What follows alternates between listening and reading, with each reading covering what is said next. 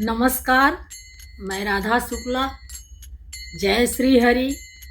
आज आमल की एकादशी का पूजन विधि, महत्व और इस व्रत के करने से क्या फल प्राप्त होता है, आज इस छोटे से वीडियो के माध्यम से हम आप सभी को यह बताना चाहती हूँ। और नियम भी, विधि भी, जैसा कि हर पूजा से पहले हमें नियम क्या करना चाहिए। तो चलिए शुरू करती हूँ।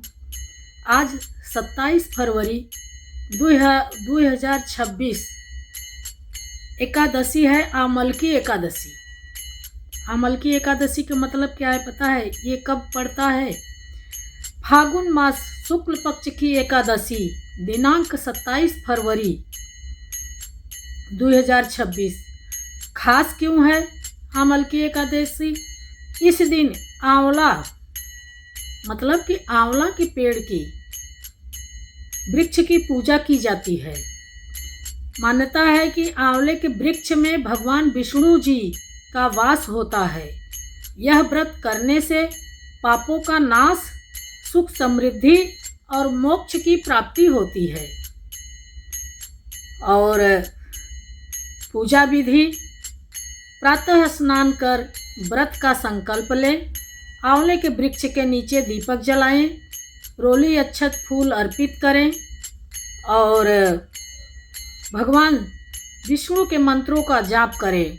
ओम नमो भगवते वासुदेवाय, इस मंत्र का 108 बार जाप करें। आपका जीवन बदल जाएगा, सफलता मिलेगी। और आगे एकादशी का कथा सुने, पढ़ें। द्वादशी के दिन व्रत का पारण करें। यदि जो है एकादशी का व्रत आप करना चाहते हैं तो फिर ये सब पूजा पाठ करने के बाद में आप कथा जरूर से सुने। तो चलिए अब हम आगे आपको कथा सुनाते हैं। बोलिए जय श्री हरि। श्री हरि के मंत्र उच्चारण के बाद अब आप कथा सुनिए और मन में प्रभु श्री हरि का स्मरण करें। यह कथा भी बहुत महत्वपूर्ण है। अगर बाई चांस हम किसी वजह से कथा नहीं, व्रत नहीं कर पाए हैं, अस्वस्थ हैं या कोई कुछ घर में ऐसा हो गया है जिसकी वजह से हम व्रत नहीं कर पा रहे हैं, तो हम कथा सुन लें। कथा सुनने भर से भी हमें एकादशी की महिमा प्राप्त होती है। तो सुनिए कथा। प्राचीन समय में वैदिशा नामक नगरी में चित्ररथ नाम के एक धर्मात्मा राजा राज्य करते थे। वे भगवान विष्णु के परम भक्त थे और अपनी प्रजा के साथ सभी एकादशी व्रत का पालन करते थे। फागुन शुक्ल पक्ष की एकादशी के दिन राजा और समस्त नगरवासी आंवले के वृक्ष के नीचे एकत्र हुए। उन्होंने आंवले के वृक्ष को भगवान विष्णु का स्वरूप मानकर विधि विधान से पूजा की, दीप जलाए, भजन कीर्तन किया और पूरी श्रद्धा से रात्रि जागरण किया।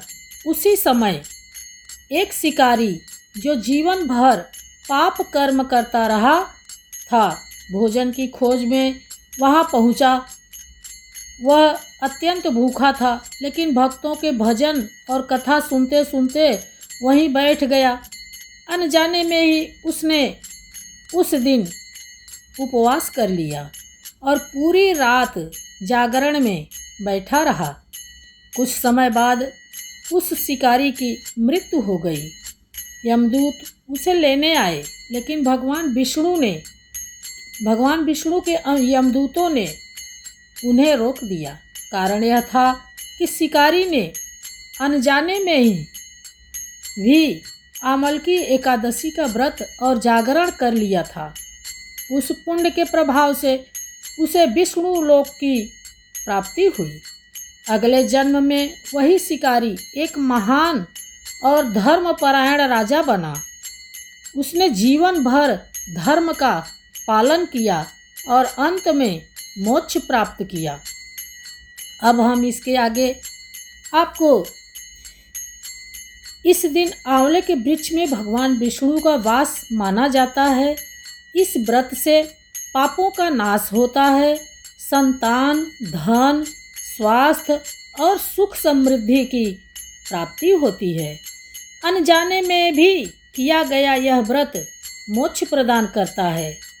शास्त्रों में कहा गया है कि जो भक्त श्रद्धा से आमल की एकादशी का व्रत करता है वह विष्णु लोक को प्राप्त होता है। यदि आप आमल की एकादशी का व्रत किए हैं या नहीं किए हैं तो आप इस कथा को सुनिए और स्मरण कीजिए, जो है आपका जीवन सार्थक होगा, हर मनोकामना पूर्ण होगी। जय श्री हरि।